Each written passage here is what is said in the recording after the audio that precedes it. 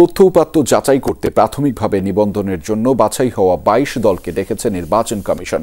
কয়েকটি দলের প্রতিনিধিদের সাথে আলোচনা করেন ইসির অতিরিক্ত সচিব কে এম আলী নওয়াজ।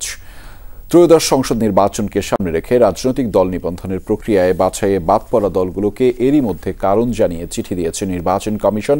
সেই সাথে দলগুলোর কেন্দ্রীয় অফিস, জেলা উপজেলা দপ্তর ও কমিটি, সমর্থক তালিকা যাচাই সহ মাঠ পর্যায়ের প্রতিবেদন এসেছে নির্বাচন কমিশনের। সব পর্যালোচনা করে যোগ্যদের বিষয়ে এ মাসে বিজ্ঞপ্তি প্রকাশ করবে ইসি। এতে ১৫ সেপ্টেম্বর পর্যন্ত দলগুলোর দাবি আপত্তি নিষ্পত্তিতে শুনানির সুযোগ দিচ্ছে কমিশন। ৩০ সেপ্টেম্বরের মধ্যে নতুন রাজনৈতিক দলের গেজেট প্রকাশ করবে ইসি।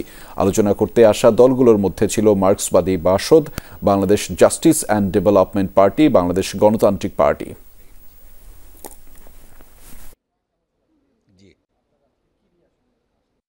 কিছু বিষয় আমাদের সঙ্গে ক্রস চেক করা জরুরি ছিল। কিছু জায়গাতে আপনার হলো চিঠির বিষয়ে অসামঞ্জস্য ছিল। যে কমিটিগুলো দেখাইছি তার মধ্যে এক্সেসিভ কিছু নাই, কোনো বানোয়াট কিছু নাই। যদি কোনো শর্টেজ থাকে বা কোনো ত্রুটি থাকে সেটা ওনারা আবার পুনঃযাচাই করে দেখতে চান। ১০০টা উপজেলা এবং ২২টা প্রশাসনিক জেলা কার্যালয় দিয়েছি। এটার মধ্যে যে তদন্ত হয়েছে মাঠ পর্যায়ে, আমাদের কাছে এমন কিছু মনে হয়েছে কিনা যে এই তদন্তে কোথাও গ্যাপ আছে।